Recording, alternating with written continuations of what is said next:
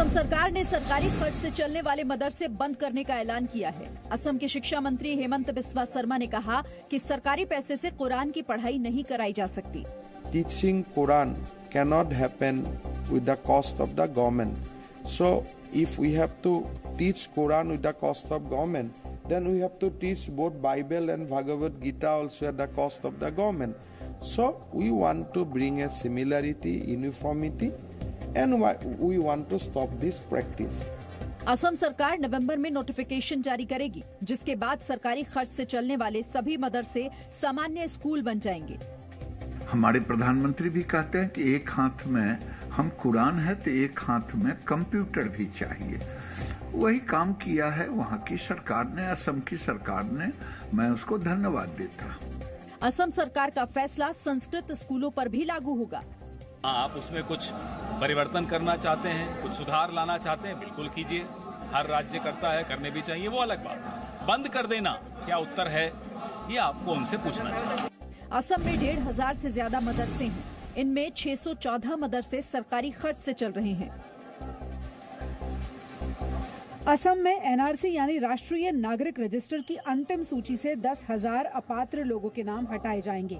असम में एनआरसी के state coordinator Hitesh Dev Sharma ने सभी उपायुक्तों और रजिस्ट्रार को आदेश दिया है कि वो ऐसे लोगों की पहचान करें और उनके नाम एनआरसी की अंतिम सूची से हटाएं जो इस सूची में जगह पाने योग्य नहीं है।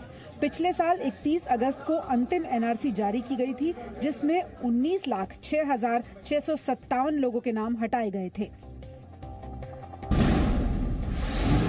जम्मू कश्मीर की पूर्व मुख्यमंत्री महबूबा मुफ्ती 436 दिन हिरासत में रहने के बाद कल रिहा हुई और आज उन्होंने 370 के विरोध में एक ऑडियो संदेश ट्वीट किया। 5 अगस्त 2019 के काले दिन का काला फैसला हर पल मेरे दिल और रूह पे वार करता रहा और मुझे एहसास है कि यही कैफियत जम्मू कश्मीर के तमाम लोगों की रही होगी। हम में से कोई भी शख्स उस दिन की डाकाजनी और बेइज्जती को कतन भूल नहीं सकता। दिल्ली दरबार ने 5 अगस्त को गैर आईनी, गैर जमहूरी, गैर कानूनी तरीके से हमसे छीन लिया, उसे वापस लेना होगा। महबूबा मुफ्ती की रिहाई के बाद अब्दुल्ला परिवार आज उनसे मिलने पहुंचा। कल शाम 4 बजे फारूक अब्दुल्ला ने अपने आवास पर बैठक बुलाई है। इस बैठक में महबूबा मुफ्ती भी शामिल हो सकती हैं। ये बैठक जम्मू कश्मीर पर स्थानीय दलों की आगे की रणनीति को लेकर होगी। डॉक्टर फारूक अब्दुल्ला, महबूबा मुफ्ती और उमर अब्दुल्ला की जो मीटिंग हुई है, जिसमें गुपकार एजेंडे को आगे बढ़ाने पर उन्होंने चर्चा की है। ये गुपकार एजेंडा देशद्रोहियों का एजेंडा है, ये गुपकार एजेंडा पाकिस्तान का एजेंडा है। चीन से तनाव के बीच दिल्ली में 4 दिनों की आर्मी कमांडर्स कॉन्फ्रेंस होगी। 26 अक्टूबर से 29 अक्टूबर तक इस आर्मी कमांडर्स कॉन्फ्रेंस की अध्यक्षता सेना प्रमुख जनरल मनोज मुकुंद नरवणे करेंगे। कॉन्फ्रेंस में भारतीय थल सेना के सभी कमांडर एलएसी पर सर्दियों की तैयारियों की रणनीति तैयार करेंगे। ये कॉन्फ्रेंस साल में 2 बार होती है, लेकिन इस बार इसीलिए ज्यादा अहम है क्योंकि लद्दाख में भारत और चीन की सेना के बीच बीते 5 महीने से तनाव के हालात हैं। पंजाब सरकार ने सरकारी नौकरियों में 33% महिला आरक्षण का ऐलान किया है। अमरिंदर सिंह की कैबिनेट ने आज पंजाब सिविल सर्विसेज की सीधी भर्ती प्रक्रिया में इस आरक्षण को मंजूरी दे दी। पंजाब महिला आरक्षण देने वाला दूसरा राज्य है। इससे पहले बिहार में नीतीश सरकार ने 35% आरक्षण लागू किया था। अमरिंदर कैबिनेट ने इसी के साथ युवाओं के लिए नई रोजगार योजना को भी मंजूरी दी।